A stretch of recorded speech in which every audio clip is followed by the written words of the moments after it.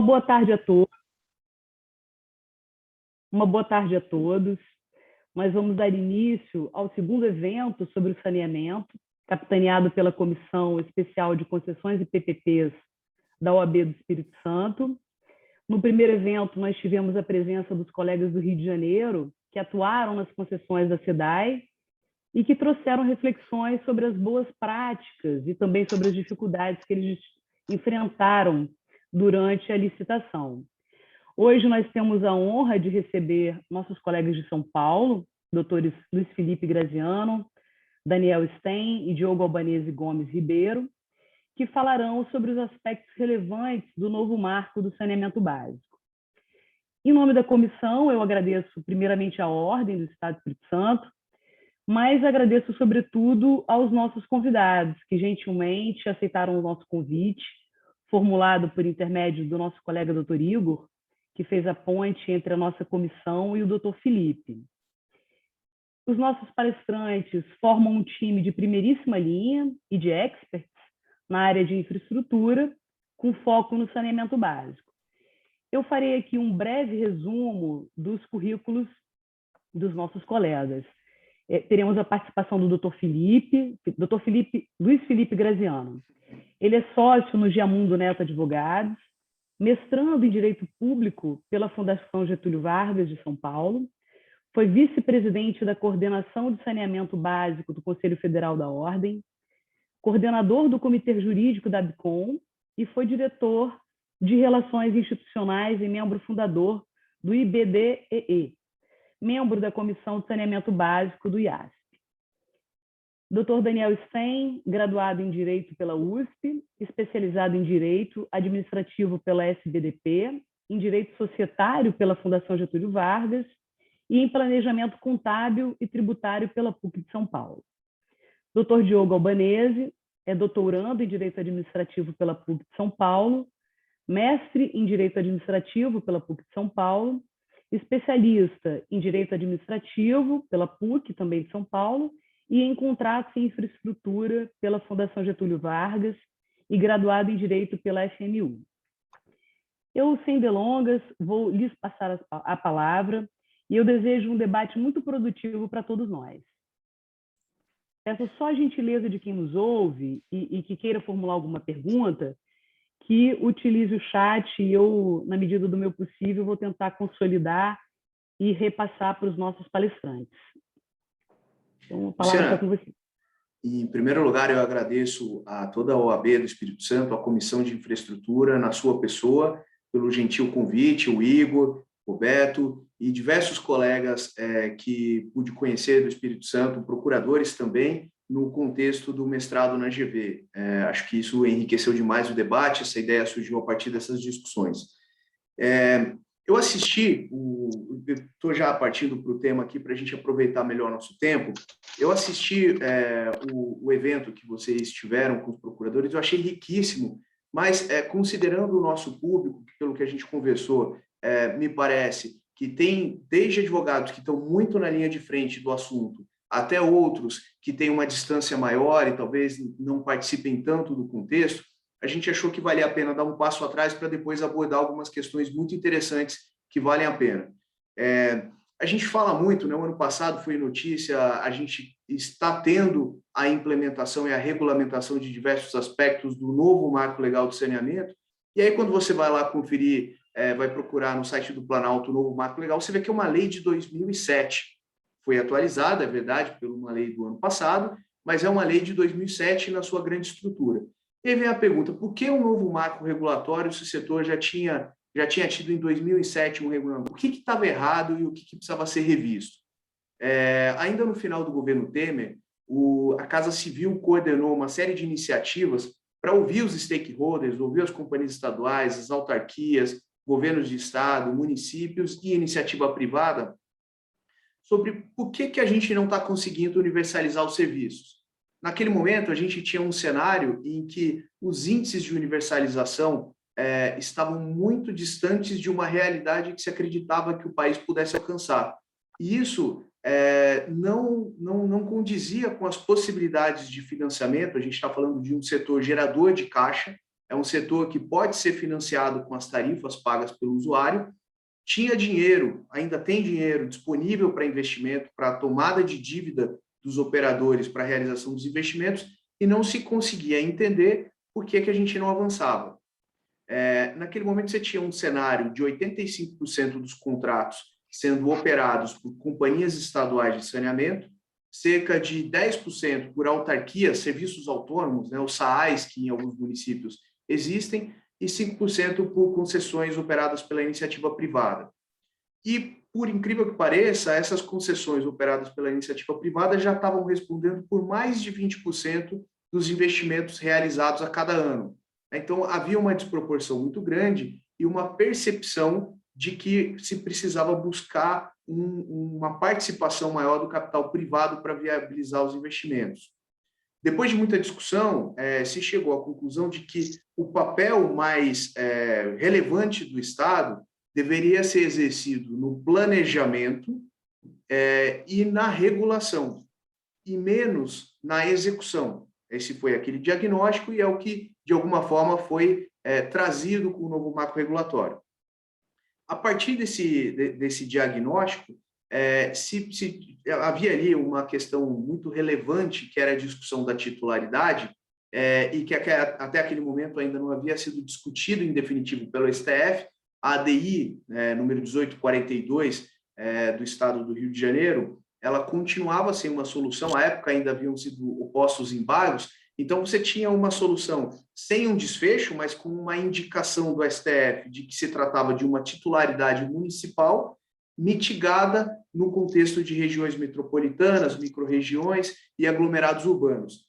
Só que essa indefinição e essa insegurança em relação à titularidade, mas que de alguma forma atribuía ao Estado um papel relevante no planejamento, no contexto dessas regiões metropolitanas, somado ao fato de que os estados eram os controladores, são os controladores das companhias estaduais, acabava criando um incentivo muito ruim, porque se celebravam contratos com dispensa de licitação e que você tinha o Estado controlador daquela companhia estadual cuidando da regulação daquele setor. E isso, em alguns estados, você tinha experiências positivas com a expansão do serviço. O Espírito Santo é um desses exemplos, mas eu acho que se a gente avaliar por diversos aspectos, a gente vai encontrar talvez 5 estados que tenham companhias estaduais com uma boa eficiência operacional. Talvez a Sabesp seja um bom exemplo, a Sanepar, a própria Cesan, a Copasa em Minas, mas a gente não tem muito mais bons exemplos para dar.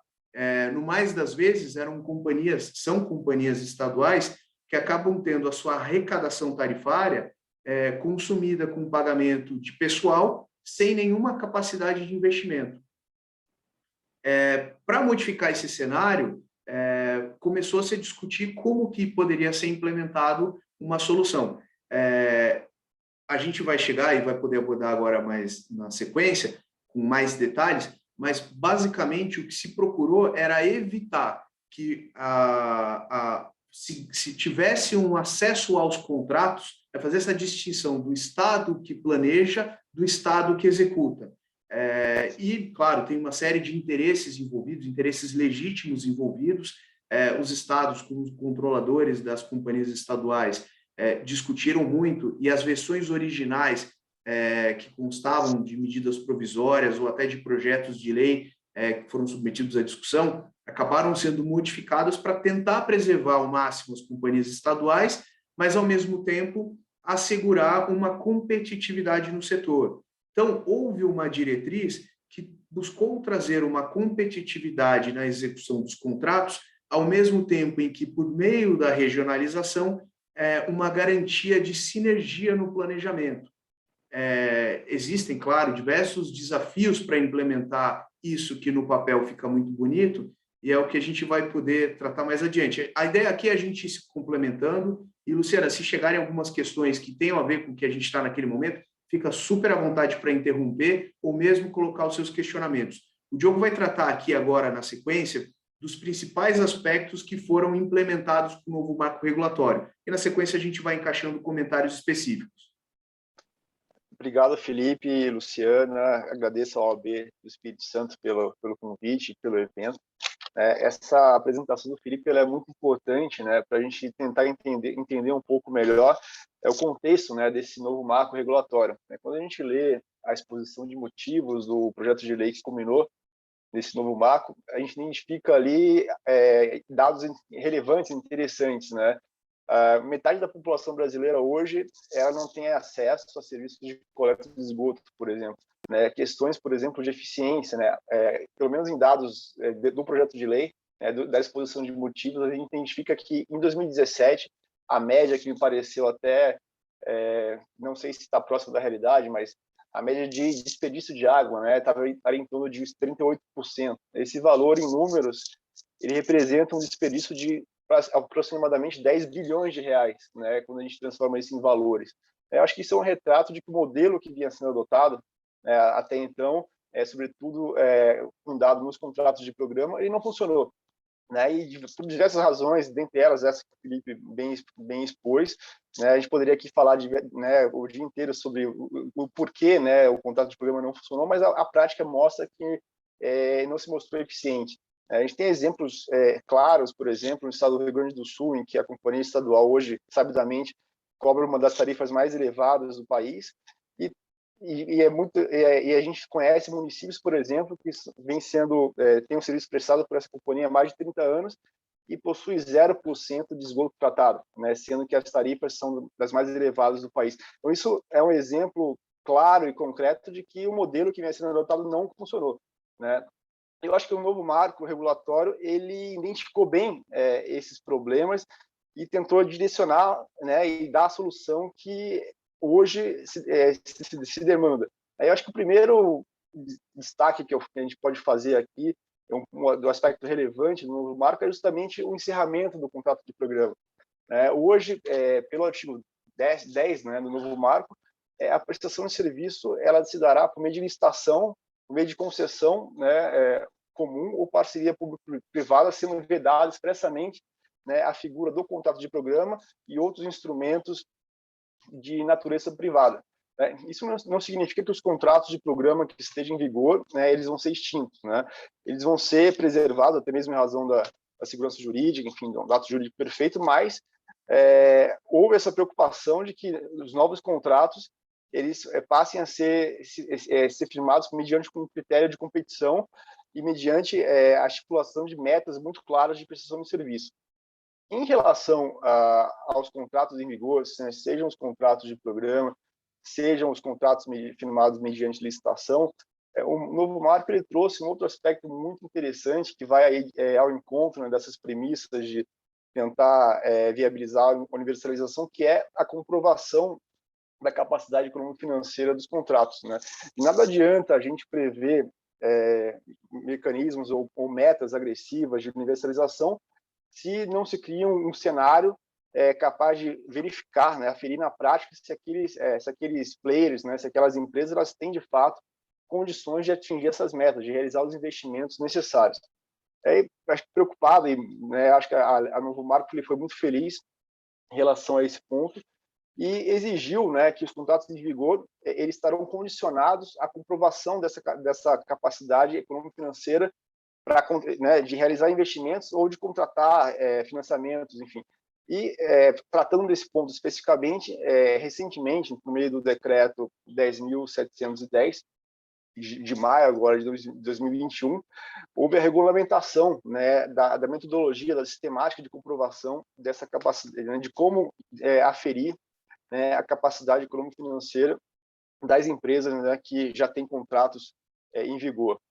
E acho que um ponto aqui que me chamou a atenção, né, e que me pareceu salutar, enfim, vale a pena destacar, é que essa aferição ela se dará pela entidade reguladora. Por isso, o novo marco ele teve uma preocupação de tirar essa responsabilidade do poder concedente, né, que eventualmente pode enfim, levar em consideração aspectos políticos, enfim, de alguma entidade pública, né, de alguma estatal, e transferiu para a entidade reguladora, o que, né, é uma tentativa de trazer uma tecnicidade maior, né, nessa sistemática de aferição, né, da capacidade econômico-financeira dessas empresas em realizar os investimentos necessários. E De quebra, Hugo, acho que foi. se você permite aqui só um Claro, complemento, claro. né? A gente, no aquecimento aqui com a Luciana, estava comentando de aspectos que eventualmente poderiam demandar uma judicialização e criar algum tipo de embaraço. Certamente esse ponto que você está trazendo é um deles, porque se há um estudo que foi divulgado pela Go Associados, que é uma empresa de consultoria encabeçada pelo professor Gessner Oliveira, que foi presidente da Sabesp, e que ele faz uma avaliação com base nos balanços das companhias estaduais e comparando com os índices que foram estabelecidos para comprovação de capacidade econômico-financeira. Se eu não estou equivocado, números, são 10 companhias estaduais que, a priori, nessa avaliação preliminar, não cumpririam os requisitos, ou seja, não teriam condições de, segundo os termos previstos na lei e regulamentados pelo decreto, dar cumprimento, cumprir aqueles requisitos de validade e dar sequência ao contrato. Os contratos certamente precisariam ser relicitados. Imagina o tamanho dessa discussão quando você está falando de 10 estados que vão ter que ter todos os seus contratos relicitados em tese. Vamos ver como essa discussão vai evoluir. Desculpa a interrupção, Diogo. Não, imagina, não, faz todo sentido. De fato, esse é um problema que vamos ver como é que vai ser endereçado na prática, né? E pegando esse gancho do Felipe, pelo decreto, né, essa avaliação da capacidade econômico-financeira das empresas, elas vão ser avaliadas em 2 etapas. Uma é justamente essa que o Felipe destacou, que é mais objetiva, que é a identificação, né, de índices, né, referenciais mínimos de indicadores econômico-financeiros e como já bem ressaltado pelo Felipe, muitas das empresas não atendem, né? Vamos ver como é que isso vai ser endereçado na prática. E uma segunda etapa dessa avaliação é mediante a apresentação e análise pela entidade reguladora de estudo de viabilidade e de um plano de captação, né? Que deve conversar justamente com esse estudo de viabilidade, que vai considerar, levar em conta os investimentos necessários para aquele contrato específico, né? Implementar as metas de universalização previstas para aquele município, enfim. Então, essa análise econômico-financeira ela vai ser avaliada nessas 2 etapas aí, e, de fato, a expectativa é que surjam muitas discussões jurídicas a partir daí, considerando esse dado fático, né, de que muitas das empresas não atendem aos indicadores já previstos no decreto. Um outro aspecto relevante da lei justamente foi com relação às metas de universalização, né? Pelo novo marco, artigo 11b, os contratos de prestação de serviço, eles deverão prever, né, que até o dia 31 de dezembro de 2033 sejam cumpridas as metas de atendimento de 99% da população com água potável, né, tratamento de água, e até pelo menos 90%, né, de tratamento de esgoto. É uma meta agressiva, mas pelo que a gente observa aqui, enfim, com base nos clientes, nas empresas que a gente acompanha, é uma meta bastante factível para as concessionárias que têm aqui uma gestão eficiente, enfim, é uma meta factível, pelo menos para as concessionárias. Não sabemos como as estatais vão endereçar esse ponto, né? Mas é um aspecto bastante relevante do novo marco. E um outro aspecto é que mesmo os contratos que estejam em vigor, né, e não tenham essa meta já definida, eles terão um prazo, né, e até o dia 31 de março de 2022 para que seja incluída essa meta de universalização mediante ali, né, critérios de reequilíbrio econômico-financeiro, enfim, aí vai ter que realmente haver um rearranjo, uma revisão dos contratos para que essas metas possam ser observadas. E até ao longo do tempo, enfim... Nesse ponto, desculpa, mas só mais um comentário. Esse desafio de você prever metas em contratos que não tinham metas é quase que remodelar do zero os contratos, né? Porque você, para modelar um contrato, a lógica é que você tenha uma meta definida, você quantifique os investimentos necessários, estabeleça um fluxo de caixa e, portanto, tarifas, né, que serão arrecadadas para que se chegue no montante necessário para viabilizar o pagamento desse fluxo de caixa, e a partir daí também calcule as possibilidades de alavancagem, de financiamento e tudo mais.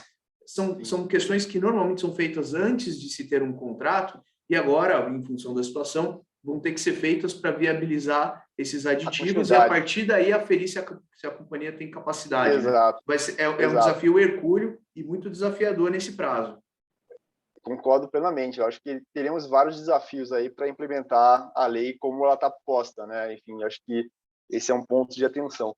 E eu acho que uma última novidade aqui que me chamou a atenção, acho que tem outras que o Daniel vai tratar, mas o que realmente eu gostaria de destacar é em relação ao fortalecimento e a importância das entidades reguladoras para o serviço, né? E esse é um ponto muito sensível que a gente observa por parte dos investidores. Pelo novo marco, como é sabido, a ANA, a Agência Nacional de Águas, transferiu-se à ANA, né, a instituição de normas de referência para a regulação.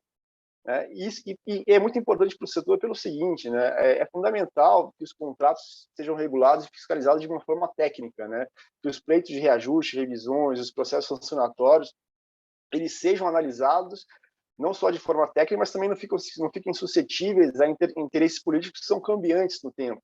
Né? Em São Paulo, a gente tem exemplos muito positivos de entidades reguladoras como a ARES-PCJ, a Arcesp, que exercem um papel de regulação independente, técnico, mas essa não é a realidade de muitos municípios de São Paulo, inclusive, e do Brasil, né? Que a gente vê entidades reguladoras muitas vezes muito próximas do poder concedente e que geram uma insegurança jurídica, ainda que sejam técnicos, mas do ponto de vista para quem está de fora, isso gera uma insegurança desse alinhamento extremo, né, da entidade reguladora municipal, eventualmente, com o poder concedente. Muitas vezes o diretor da agência senta numa sala ao lado do secretário, do próprio prefeito, né? E não é incomum, né, a gente identificar decisões que estão muito mais alinhadas com aquilo que o concedente gostaria, né, de que existisse, né, do encaminhamento dado pelo próprio concedente. Então, o fato de haver entidades reguladoras efetivamente independentes é quase que uma decisão, muitas vezes, por entrar ou não no projeto. Né? Então, esse, de fato, é um tema muito sensível para os investidores. E, em certa medida, eu acho que o novo marco ele também foi feliz nesse ponto, não só por transferir à ANA essa responsabilidade, né, por editar normas de referência e obrigar que as entidades reguladoras locais, enfim, observem essas normas, e também isso gerou, na prática, uma espécie de acaba por diminuir o custo regulatório, né? Porque uma empresa que presta serviço no Sul, no Norte, no Nordeste, acaba ficando sujeita a aspectos regulatórios muito peculiares de cada agência. Isso gera um custo regulatório bastante relevante para as empresas e, em alguma medida, o novo marco ele tenciona mitigar isso. E um ponto que me chamou também aqui, e aqui eu já passo a palavra para o Daniel, que também, ainda nesse aspecto da regulação, e que, na minha visão, trouxe uma considerável insegurança jurídica, justamente aqui no artigo 23, parágrafo 1º-B, em que está o seguinte, né, selecionada a agência reguladora mediante contrato, né, ela não poderá ser alterada até o cancelamento contratual, né, até o encerramento contratual, salvo se deixar de adotar a norma de referência da ANA. E por que isso é relevante? Porque não é incomum a gente ouvir, né, de players em que em determinado município uma agência vem exercendo um papel independente, técnico, e eventualmente isso não acaba desagradando, né, o interesse político no momento ali que politicamente não seria interessante. Isso é só um exemplo. E vem aquela intenção de, poxa, essa agência não me atende, no sentido, né, politicamente. E essa previsão, ela trouxe uma estabilidade muito interessante, né, para a independência da regulação. Né? Eu acho que vamos discutir aqui, a ideia é só trazer alguns pontos, mas o que me chamou a atenção, para além dos pontos que o Daniel vai tratar, se não é esse, Daniel, fique à vontade para complementar. Daniel, se você me permite, eu só ia fazer um comentário sobre esse ponto da Ana, que eu acho bastante interessante, né? Há essa expectativa de que a ANA, a Agência Nacional de Águas, que não tinha competência sobre o saneamento, ela era uma agência que cuidava exclusivamente de recursos hídricos, para que a agência passasse a estabelecer, até só fazendo um parêntese aqui, se cogitou durante um período da discussão que essa competência fosse atribuída à ANEEL, porque se tem, na verdade, a ANEEL como uma agência referência em relação à qualidade da regulação. E a ANA, por outro lado, tinha uma atividade muito mais focada na gestão dos recursos hídricos, sem experiência, portanto, na gestão de serviços públicos. E a partir dessa constatação se pretendeu, durante um período, que se atribuísse à ANEEL. Não aconteceu e foi expandidas as atribuições da ANA. A gente acompanhou, a ANA fez um trabalho de preparação intenso, eles têm se capacitado cada vez mais e tem buscado interagir com os operadores públicos, privados, com governos, para criar know-how e começar a emitir as normas de referência com a maior qualidade possível. E a ideia, portanto, tendo em vista a competência municipal, em alguma medida mitigada, como a gente comentou agora há pouco, em função das micro-regiões, regiões metropolitanas, aglomerados urbanos e tudo mais, né? Ou seja, da regionalização, se tinha uma dificuldade de como atribuir à ANA um papel em nível nacional se a União não tem titularidade sobre os serviços. E a saída que se encontrou foi atribuir à ANA o papel de estabelecimento de normas de referência, que não são de observância obrigatória, mas que, por outro lado, se não observadas, inviabilizam o acesso dos municípios, dos operadores que operam os municípios também, aos recursos geridos por Caixa Econômica e BNDES, que são os principais financiadores do setor. Ou seja, foi uma saída inteligente, vamos ver como é que ela se mostra na prática, mas condicionaram os recursos que o governo federal utiliza no apoio ao saneamento básico à observância das normas de referência. O que a gente tem observado na prática é que há um interesse muito grande de adesão às normas de referência justamente para viabilizar o acesso aos recursos federais. Mas só um comentário, Daniel, por favor, fica à vontade. Obrigado, Felipe. Seus comentários são sempre bem-vindos, você sabe disso. Eu queria agradecer à doutora Luciana, demais membros da OAB do Espírito Santo. Um prazer estar aqui. Comentava com a doutora Luciana que, inclusive, uma das poucas vantagens desse período que nós estamos vivendo é a viabilização desses encontros por via remota, que permitem essa troca de experiências. Ainda mais, tive uma conversa muito interessante com a doutora Luciana, porque realmente eu achei a legislação do Estado do Espírito Santo, a Lei Complementar 968, uma das melhores que saíram para atendimento da estruturação das unidades regionais de saneamento básico, né? E daí foi o que o Felipe comentou agora, já aproveitando a deixa, da questão da condicionante para alocação de recursos federais. Mas é engraçado, né? Porque você tem uma condicionante, uma estruturação dessa prestação de serviços regionalizados, ela é uma dentre 12, se não me engano, né, Felipe? São 12 condicionantes no artigo 50 da lei do marco regulatório para alocação de recursos federais, que são decisivos, né? Porque a gente está falando de Caixa Econômica Federal e BNDES, né? Seja por meio do FEP também, que é o Fundo de Estruturação de Parcerias, até para fazer estudos em relação à atividade de saneamento, né? Então, você tem uma intervenção federal relevante na determinação dos rumos do saneamento, porque os recursos acabam ditando muito desse esforço que é feito em planejamento, haja visto o que aconteceu em relação à estruturação dos serviços regionalizados. Por quê? Os estados correram para atender o prazo de 15 de julho para ter a criação das unidades regionais. E agora nós temos o segundo prazo, que é a adesão dos municípios a essas estruturas, que são mais 180 dias, né? Tanto que muitas das leis de criação prevêem o prazo de 180 dias para a solução dessas pendências institucionais e da formação das estruturas de governança, sejam das autarquias, sejam dos consórcios que serão formados, enfim, tem algumas soluções diferentes. Mas em relação a isso, nós temos dois pressupostos básicos em relação à regionalização que precisam ser considerados, e um deles é um que não tem tanta visibilidade, mas daí nós entendemos o papel da ANA, como o Felipe comentou agora há pouco. No âmbito dessa prestação de serviços públicos de saneamento, nós temos a gestão de um recurso que está se tornando absolutamente escasso e é motivo de conflitos geopolíticos no mundo inteiro, e a tensão no Oriente Médio muito se passa, além da óbvia questão religiosa, pela questão da água. Água é um bem escasso, né? Eu imagino a preocupação que vocês devem ter no Espírito Santo ao pensar no Rio Doce. Rio Doce corta aí todo o estado de vocês, deságua no Atlântico, só que nasce onde? Em Minas. Qual que é o poder de controle, qual que é o poder de gestão que vocês têm com o governo de Minas Gerais?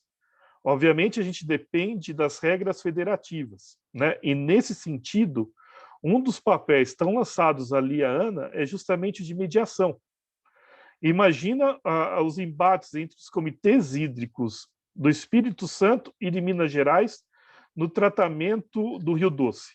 O que vamos fazer com o Rio Doce? Como nós vamos resolver a proteção de manancial na nascente do Rio Doce? O Espírito Santo não está ali para fiscalizar o que acontece nos mananciais, mas o que acontecer nos mananciais vai afetar enormemente o Espírito Santo. Então, se está havendo uma omissão regulatória, se está havendo uma omissão na fiscalização, e você passa a ter impactos na vazão, no volume de água, como o Espírito Santo vai fazer? Né? A questão, por exemplo, de Itabapoana, né? Ali na divisa com o Rio de Janeiro. Né? Poxa, eu tenho que lidar com Minas Gerais, tenho que lidar com o Rio. Como eu vou fazer isso? Então, os conflitos federativos em torno de um bem escasso, que é a água, não passa por uma solução só da alocação de recursos BNDES e Caixa. Então, até a professora Vera Monteiro tem uma provocação interessante sobre um novo pacto federativo. Será que nós temos a maturidade institucional suficiente para fazer a gestão desses novos conflitos federativos na prestação regionalizada do serviço de saneamento? Um outro detalhe, e parabéns também ao Espírito Santo, que junto com a criação da unidade regional, por meio da Lei Complementar 968, também editou a Lei 11.332, que trata das unidades regionais e resíduos sólidos. Quantas pessoas no Brasil estão se lembrando que existem resíduos sólidos, que saneamento básico não são só serviços de distribuição, captação de água e tratamento de esgoto que tem tarifa, né? Então, essa iniciativa de vocês, parabéns, ótimo, excelente, mas volta a questão da ANA com conflito de água, né? Esse é um pressuposto da regionalização e é um fato que a gente ainda talvez não tenha dado conta da dimensão que isso tem. E com um novo período de estiagem, né? Porque em 2015 nós tivemos uma crise séria hídrica, né? No Espírito Santo, particularmente, houve muitas manifestações a respeito da Secretaria de Recursos Hídricos em 2015. Atualmente, 2021, nós estamos passando por uma crise ainda mais grave, da perspectiva de estiagem, falta de chuva, nível de reservatório, né? Então, essas crises estão se tornando recorrentes. E o Brasil, que seria, em tese, um país, né, com uma riqueza hídrica imensa, está se vendo numa situação completamente difícil. E agora também a gente está vivendo a onda do desenvolvimento sustentável, as práticas das empresas, né? E, enfim, como nós vamos lidar com a água? Como nós vamos abastecer todos os cidadãos, né? E como os cidadãos do Espírito Santo vão se comportar diante dos cidadãos de Minas Gerais e do Rio de Janeiro? Porque existe um compartilhamento de recursos, vivemos no mesmo país. Né? Óbvio, além do planeta, nós temos uma realidade mais próxima de nós, que são as bacias hídricas que compartilhamos. E essas já têm problema. Né? Então, o papel da ANA de mediação nessa relação interfederativa vai ser muito importante, só que a gente não escuta tanto. Que antes era uma discussão muito técnica, restrita aos comitês de recurso hídrico das bacias hidrográficas, e virou praticamente um mote de atuação das unidades regionais e no estabelecimento das regras de governança dessas unidades, e a gente passa para o segundo pressuposto, que é justamente a prestação regionalizada leva em conta as condições geográficas e sanitárias, né? Não necessariamente uma continuidade territorial, mas um compartilhamento dos mesmos problemas e das mesmas condições, pensando em termos de uma viabilidade econômico-financeira. E aí tem até uma particularidade engraçada, eu estava conversando com a doutora Luciana antes, eu falei assim, nossa, quantos municípios tem o Estado do Espírito Santo? Né? 78. Quantas regiões foram criadas na lei? Uma. Com quantos municípios? 78. Daí, nossa, mas uma única região com 78. Aqui em São Paulo foram criadas 4 unidades regionais. Uma das unidades tem 320 municípios. Você fala assim, daí tem uma justificativa dentro da criação das 4, que é, na verdade, uma conjugação entre bacia hidrográfica, condição de viabilização de investimento e questões territoriais, né, da proximidade, porque você precisa ter uma infraestrutura compartilhada, porque não faria muito sentido você ter dentro de um mesmo contrato, por exemplo, um município que está distante 200 quilômetros de uma estação de tratamento, né? Então, você tem essa conjugação de fatores. Só que quando você pega uma das unidades regionais aqui de São Paulo, por que esses 320? Ah, são os 320 municípios atendidos pela Sabesp atualmente. Né? Então, só que você tinha a pressão de criar essas unidades regionais justamente em função da alocação de recursos da União, para atender esse requisito até o dia 15 de julho. Né? E agora, tudo bem, foram criadas as leis, cada estado tem ali alguma particularidade, assoma a necessidade de regulação, né? Aí no Espírito Santo vocês têm a Agência Reguladora de Serviços Públicos, a ARSP, né, que vai cumprir esse papel, imagino, com grande proficiência, mas nem a ARSP talvez consiga mediar o grande desafio que é a instituição da governança no âmbito dessas unidades regionais, no âmbito dos consórcios públicos. Imagina você fazer a governança com 78 prefeitos, mais o governador do estado, cada um preocupado com a particularidade do seu território, que é natural, ele foi eleito para cuidar dos interesses daquele território. E aqui não existe uma regra definitiva sobre o que seja certo e errado. Né? Para estabelecer os critérios dentro de mecanismos, tem várias soluções possíveis. Você pode ter o predicado do um homem, um voto, no caso, um município, um voto, mais o Estado. Você pode ter o predicado da população atendida, você pode ter o predicado da localização do recurso, né? Então, uma proporcionalidade estabelecida a partir do próprio bem que está sendo disponibilizado em prol daquela unidade regional. Né? Se eu tenho, eventualmente, uma área que tem toda a bacia e atende todo mundo, mas está ali, né? Então, às vezes, o encargo maior está sobre um determinado município, 2, 3 municípios, face aos demais 40. Né? Então, essa lógica de investimento talvez também tenha um peso.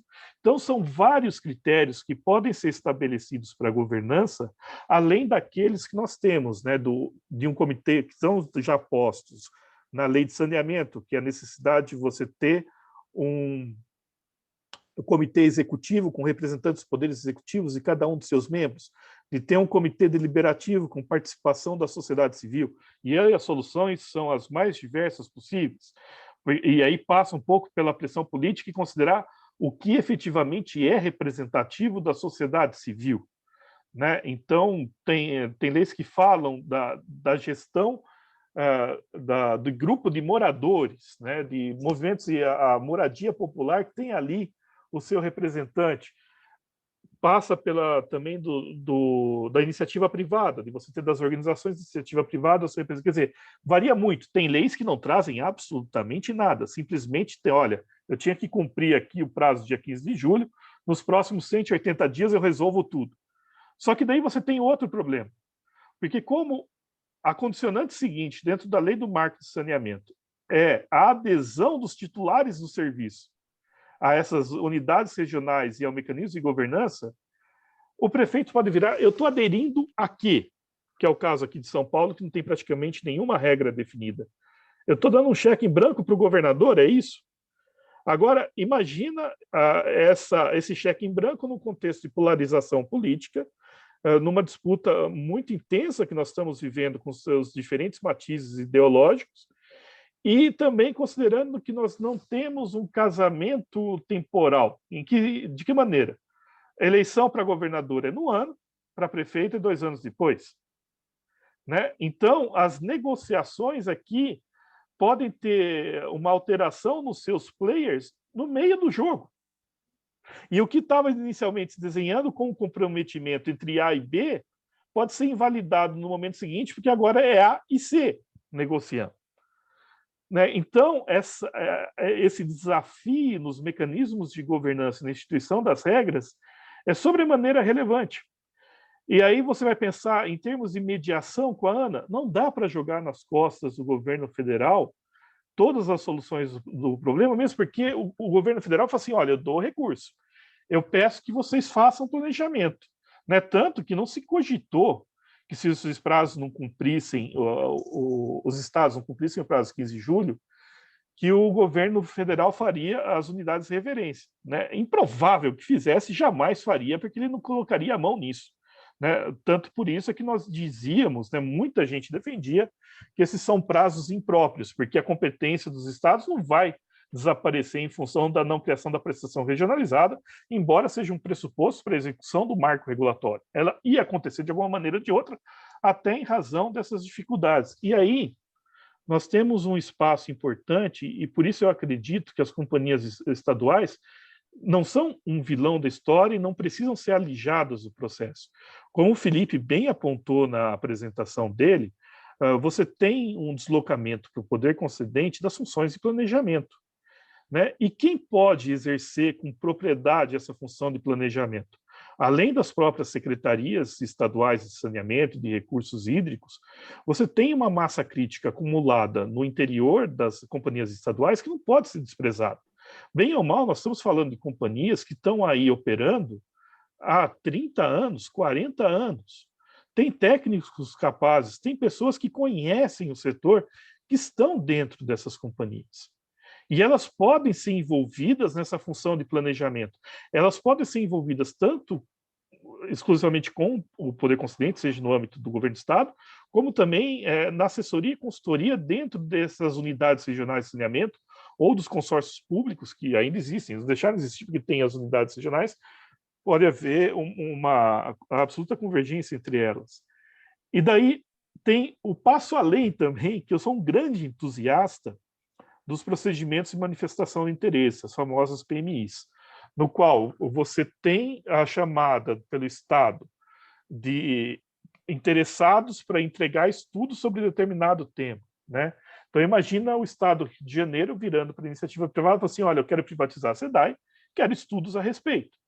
O particular entrega por sua conta e risco, porque, e daí esse é o grande problema dos PMIs, reconheço, o Estado recebe os estudos, o poder concedente, seja Estado, município, e não é obrigado a dar continuidade, a dar andamento, né? E você nem sabe como se o Estado ou o município tem condições de receber vários estudos e avaliar de maneira efetiva e proficiente esses estudos. Acaba tendo que recorrer.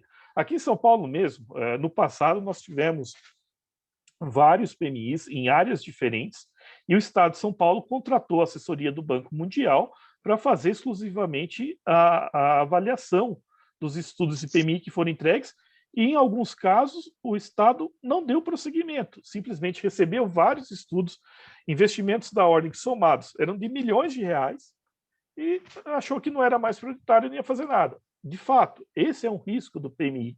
Só que, em contrapartida, ele nos ajuda o Estado, principalmente, a ter acesso a informações e estudos que geralmente ele não teria, ou que levaria muito tempo, ou ele teria que pagar, né? Além do que, o procedimento é todo muito público. E isso é que me torna entusiasta da PMI, porque você tem uma fase de planejamento e de informações que é absolutamente transparente no seio de um procedimento público. O particular vai até o Estado, vai até o município, senta e conversa, isso é registrado. O particular entrega os estudos, o particular deixa claro o que ele quer. O poder concedente, por seu turno, recebe tudo à luz do dia, avalia, dá suas razões também ao final do processo. Obviamente, isso consome tempo. Procedimentos de manifestação levam tempo, de acordo com a complexidade do seu objeto. Nós podemos falar de procedimentos que, entre a fase interna do poder público e a entrega de estudos, atinjam tranquilamente aí 6 meses de trabalho. 6 meses e até mais, pode acontecer. Por outro lado, as discussões que nós temos nesse momento, olha, temos as nossas angústias, temos os problemas que surgem, tem esses desafios a serem superados, são discussões muito rasas. Eu estou aqui falando contra mim mesmo, né? O que você está fazendo aqui, Daniel? Mas é o ponto de partida para a discussão. Mas seria muito interessante que, ao invés de a gente ficar consumindo o nosso tempo com meses de discussão disso, nós começássemos com isso que nós estamos fazendo aqui agora, recolhêssemos elementos a partir de estudos, dados técnicos, para embasar a discussão e chegar à conclusão. Então, quanto mais cedo a gente começar com essa segunda fase, mais cedo a gente vai chegar no resultado que fatalmente a gente chegaria premido pelo tempo depois de 6 meses a 1 ano com a discussão dessas nossas angústias. Por isso eu acho que PMI ainda é uma alternativa, não é a única. Não descarto, por exemplo, convênios de operação com as companhias estaduais justamente para ter esses dados técnicos e mais. Eu também sou embora não tenha os títulos, mas eu sou entusiasta da academia. Eu acho que a contribuição que as universidades públicas podem dar para o Estado, por meio de convênios de cooperação técnica para a produção de estudos, é absolutamente inestimável. E é algo pouco explorado, infelizmente, em nosso país, essa cooperação entre o poder público na sua faceta de planejamento e a massa crítica e intelectual que nós temos nas universidades públicas, que são as mais capacitadas do nosso país. A pesquisa científica que se produz hoje de qualidade no país, preponderantemente é executada no seio das universidades públicas. Então, por que não conjugar essas características positivas que nós temos do Estado, por meio da massa crítica existente das suas próprias companhias estaduais, que é boa, né? Quantas pessoas que hoje estão aqui do lado privado não são egressos da companhia estadual, ou em algum momento não tiveram participação em alguma companhia estadual, ou mesmo no poder público, né? E as universidades públicas. Quer dizer, nós temos mecanismos e aí é a outra questão da lógica da prestação regionalizada, que é a comunhão de esforços. Vamos levar essa comunhão de esforços e o interesse comum que permeia toda a própria formação da estruturação da prestação regionalizada até suas últimas consequências, até para mitigar esses problemas políticos que são legítimos, insisto. Não é a política está nos atrapalhando de novo. Não, é legítimo, porque nós temos representantes eleitos pelo povo para cuidar dos seus interesses dentro de suas bases territoriais. E eles vão transportar isso para essas estruturas. E essas estruturas precisam lidar com isso. E também insisto aqui, não existe uma regra de certo e errado. O equilíbrio e o perfeito conhecimento das circunstâncias concretas de cada uma dessas estruturas regionalizadas vai determinar a solução, talvez não a mais perfeita, mas a solução possível. Mas se você chegar a uma solução, ótimo, maravilha, é um caminho que pode começar a ser trilhado, e é isso que a população precisa. E essa clareza que os investidores do lado privado também precisam. Desculpe, Felipe, por 2 vezes você tentou me interromper. Imagina, eu só ia fazer um complemento, porque na edição passada do evento que a OAB tem promovido, a gente pôde ouvir justamente um modelo, uma alternativa, que é essa modelagem pelo BNDES. A Caixa Econômica também está mandatada para modelar projetos, né? Os municípios podem aderir ao programa que tem sido promovido pela Caixa Econômica, mas o fato é que existem 5.000 e tantos municípios, e as soluções que servem para um conjunto de municípios certamente não vão servir para todos. E aí que entra, né, o papel do PMI, o papel de convênios com a universidade, a adesão aos programas de Caixa e BNDES, e eventualmente até a própria contratação direta de profissionais pelo poder público para se chegar à modelagem de projetos e ao desenho adequado da governança para a gestão desses projetos. Acho que era um pouco o comentário que eu ia fazer. Acho que você acabou falando disso no meio da discussão. Sim. Porque nós pensamos de maneira parecida, né? Fazer o quê? Né? Trabalhamos juntos, né? Doutora Luciana, nós com isso acho que concluímos a nossa fala. Eu peço desculpas aqui se eu me empolgo, mas é que eu sou apaixonado por esse assunto da regionalização, os desafios políticos que ela envolve e a prestação de serviço em prol da nossa população. Eu acho que é o momento até da oportunidade para quem está nos assistindo a fazer perguntas ou mesmo algumas colocações para a nossa reflexão aqui, seria muito interessante. Muito bom, excelentes as considerações, tanto do Diogo quanto do Felipe e do Dr. Daniel. Vamos passar a palavra, sim, para os participantes através do chat para formularem algumas perguntas, mas eu já gostaria também de fazer algumas provocações. Aliás, antes disso, vou tentar fazer aqui um overview e trazer um pouco a angústia do do lado de lá, né, do poder público tendo que enfrentar essa sucessão de desafios que os marcos temporais do novo marco do saneamento nos impôs. E o primeiro deles, o mais desafiador, foi justamente tomar a decisão. Por quê? Porque os estados, eles têm um papel central na tomada de decisões. Porque aos estados foi cometida a opção por criar micro-regiões ou por regionalizar por intermédio das unidades regionais. Então, essa primeira tomada de decisão já é um super obstáculo a ser vencido, né? No estado do Espírito Santo, diferentemente de São Paulo, nós optamos pela criação de micro-regiões. Inclusive, no site da Bicom, tem um monitoramento quase que diário que traz as informações dos processos legislativos estaduais. Até o momento, 15 estados já concluíram os seus processos legislativos, seja por intermédio de lei ou de decreto, a depender da opção, e desses 15, 9 optaram pela criação das micro-regiões ou regiões metropolitanas.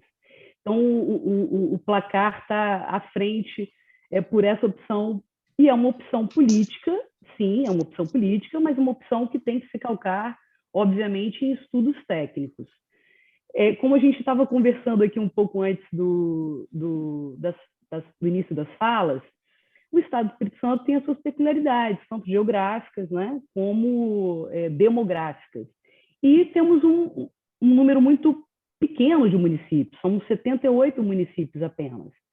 Então, entendeu-se que a criação de uma única micro-região seria um modelo adequado para a nossa realidade. É claro que isso não se replica para estados como São Paulo, que tem centenas e centenas de municípios, e outros estados da federação, como Bahia, como Paraná. Para nós, foi um modelo que atendeu.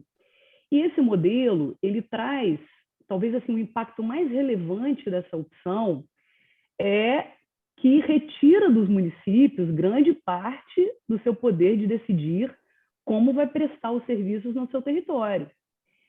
A opção agora não cabe mais na órbita municipal.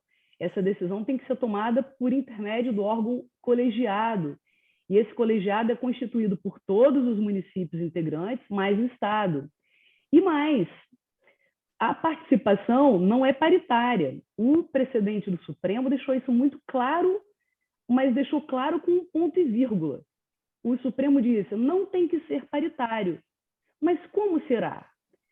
Aí vem o ministro Gilmar Mendes, que foi o relator, e disse o seguinte, cada lei complementar vai dizer, e vai dizer sobre critérios econômicos, geográficos, demográficos. Então, ele já deu ali insights do que, na visão do Supremo Tribunal Federal, seriam critérios legítimos. Então, veja, aqui no Estado do Espírito Santo, nós tivemos uma proporção de 40% do poder decisório, do poder de voto, cabe ao Estado do Espírito Santo, e 60% cabe aos municípios. E a participação municipal também não é paritária. O município menos populoso tem direito a um voto e o município mais populoso tem direito a um peso maior nos seus votos. No final do dia, o Estado, com alguns municípios da região metropolitana, consegue tomar as suas decisões. Eu estou explanando isso aqui, o nosso processo foi um processo muito transparente, esse tema veio à tona na audiência pública, inclusive o Instituto Ondas fez essa provocação, fez uma proposta de emenda à lei para que os municípios tivessem uma participação em 80% da decisão. Essa emenda não foi aprovada pelo Poder Legislativo local, ou seja, prevaleceu a redação originária da lei, mas isso traz um incômodo, sim, para os municípios. Ora, eles não vão poder ter mais autonomia, ou pelo menos a não plena autonomia, para decidir o destino, como o serviço vai ser prestado, se vai ser prestado diretamente pelos seus SAAs, se vai ser concedido e como será concedido. Isso tudo perpassa pelo colegiado e o município perde, sim, parte da sua autonomia. Mas e o outro lado da balança? O município ganha. Aliás, os municípios ganham. E essa, me parece, ser a lógica da regionalização. Veja, a regionalização permite, por exemplo, que um município não atrativo, para operadores privados se torne atrativo, porque ele vai ser concedido com mais 2, com mais 3 ou com mais 10 municípios. É possível, num ambiente de regionalização, a gente pensar em políticas de subsídios cruzados. É possível, num ambiente de regionalização, a gente trazer um agente regulador independente, que não seja capturado, como o Diogo muito bem tratou, e a gente não tem que ter receio de dizer isso publicamente. Sim, captura. Isso não é um problema do Brasil. Isso foi um problema que ocorreu na França, por exemplo, e que a França foi obrigada a dar passos atrás no seu processo de concessão do seu serviço por conta da captura. Então, é um problema que a gente tem que debater, e debater com transparência, debater com todos os stakeholders, e foi muito produtivo esses aspectos que vocês trouxeram. Eu fazendo esse overview aqui da nossa experiência, foi uma experiência muito engrandecedora, inclusive para a Procuradoria, que teve que se lançar de cabeça nessa iniciativa, capitaneada pela nossa Secretaria Estadual, muito bem capitaneada, diga-se de passagem, e nós tivemos que entrar de cabeça nesse projeto para conseguir cumprir com o marco, né, do 15 de julho, e parte dos estados não conseguiram. Eu queria trazer assim, duas provocações, uma para o Diogo. Diogo, durante a nossa audiência pública, a gente teve uma colocação muito interessante por parte, eu não vou nem dizer que eram representantes do SAAS, mas, enfim, servidores públicos do SAAS que participaram ativamente da audiência, e nos chats eles colocavam algumas provocações no seguinte sentido: olha, o SAAS não consegue atingir meta porque não tem a tarifa da CESAM. Traz a tarifa da CESAM para o SAAS, que o SAAS não conseguir. Então, meu primeiro questionamento será que isso realmente é uma assertiva que se confirma? E a minha segunda provocação é para o Daniel. A gente até já havia conversado. Essa transferência do exercício da titularidade para esse colegiado, apimentado com o processo eleitoral do ano que vem, pode ser uma questão para os entes públicos? Pode ser uma questão para a meta de universalização? Então, seriam essas provocações, vocês fiquem à vontade para debater. Diogo, pela ordem, você quer começar? Luciana, eu peço desculpas, mas eu caí e retomei quando você estava fazendo a pergunta para o Daniel, então eu não ouvi a provocação. Vamos lá. Então, se puder repetir. Tá. Posso. Bom, a nossa lei foi uma lei complementar, porque criou micro-regiões, então uma das etapas da aprovação dessa lei é a realização de audiência pública. Na audiência pública, alguns servidores do SAAS, nós temos poucos SAAS no Estado do Espírito Santo, mas alguns representantes compareceram e fizeram as seguintes colocações: olha, o SAAS não tem essa capilaridade, não tem essa cobertura de prestação dos serviços, porque não tem a tarifa da companhia estadual. Então, a minha pergunta é: será você compartilha dessa opinião? Olha, eu acho que todo o serviço, né, principalmente em uma concessão ou, enfim, uma prestação direta, a tarifa ela tem que ser viável economicamente, né? Ela precisa partir de premissas que se sustentem, né?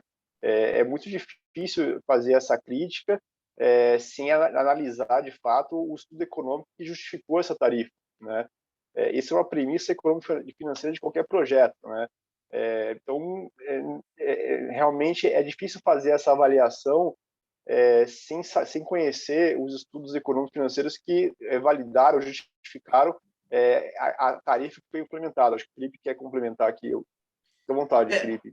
Imagina, eu só ia comentar em complemento, Diogo, o seguinte: acho que a grande questão dos serviços autônomos é que, pelo fato do seu controle ser direto pela administração municipal, muitas vezes a questão da tarifa acaba sendo prejudicada pela gestão política da tarifa, né? Então, assim, que prefeito que no ano eleitoral quer subir a tarifa, que é algo que tem impacto direto na percepção da população?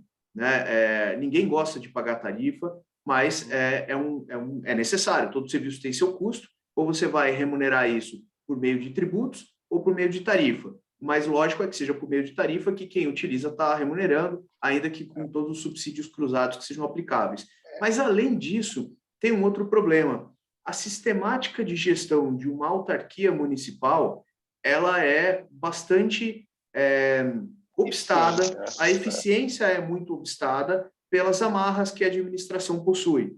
Acho que tem se discutido muito, a gente talvez tenha perdido uma oportunidade agora com as inovações da nova lei de licitações de aprimorar ainda mais essa lógica de controle que existe, porque parte-se do pressuposto, né, de que toda a contratação precisa ser excessivamente formalizada e partir de uma lógica bastante rígida de licitação, e isso, numa gestão de um serviço que você precisa comprar, precisa executar, isso torna muito difícil essa gestão. Então, eu entendo as amarras que um serviço autônomo tem, e além de, na prestação de serviço, ser muito difícil esse dia a dia mais burocrático, por outro lado, também tem a questão da tarifa, que acaba sendo gerida de uma forma política, mais ou menos, mas quase sempre.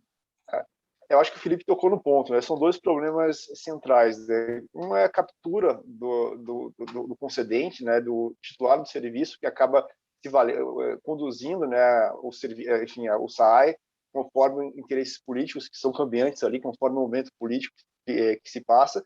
E a outra, de fato, é a eficiência, né? É uma administração mais engessada, não tão profissional como acontece, né, nas empresas privadas. Enfim, isso é uma realidade, né? Eu acho que não é uma regra, mas, enfim, é uma regra, mas não deveria ser, mas a gente verifica isso na prática, infelizmente. Então, acho que são dois problemas que acabam tornando a tarifa, muitas vezes, fora da realidade, né?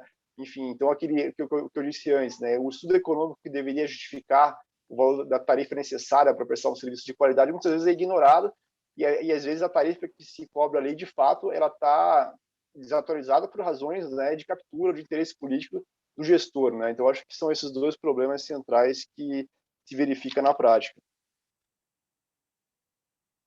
Tá ótimo. Daniel, se você quiser.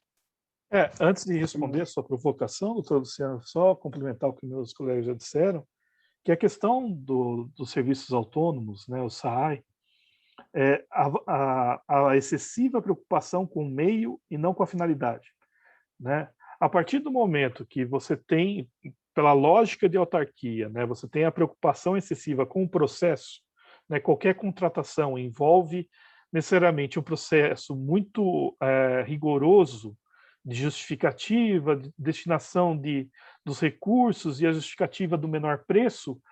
A lógica, o esforço despendido é muito mais em torno desse processo do que a própria finalidade a ser atendida, né?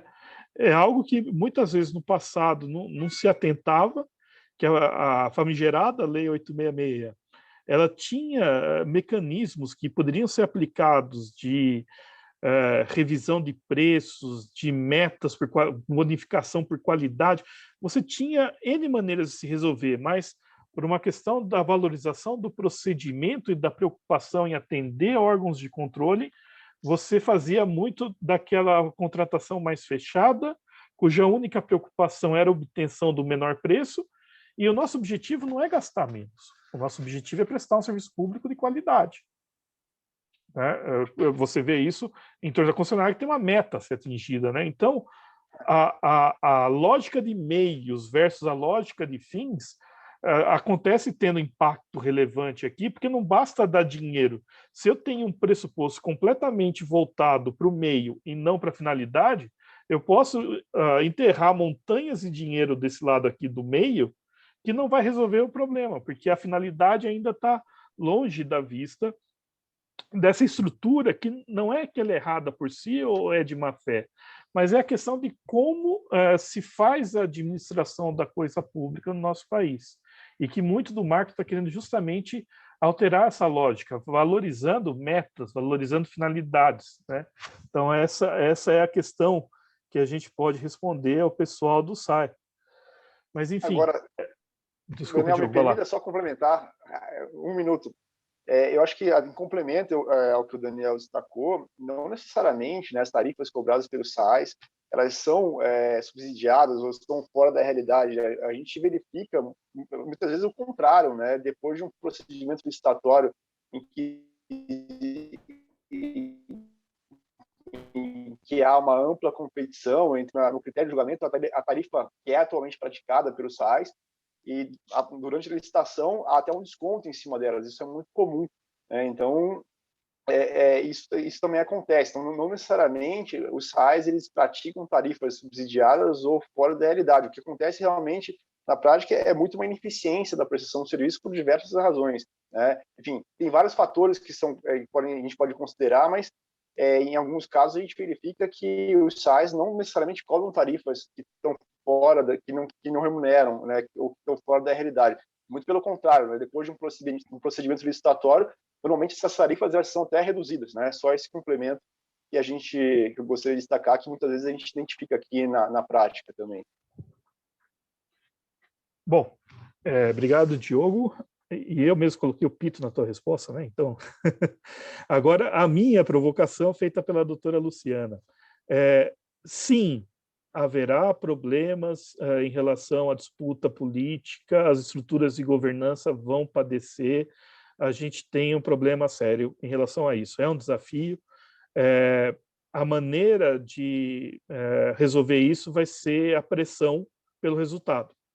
Infelizmente, o que essas estruturas vão se defrontar, né? As pessoas envolvidas com essa estrutura vão se defrontar.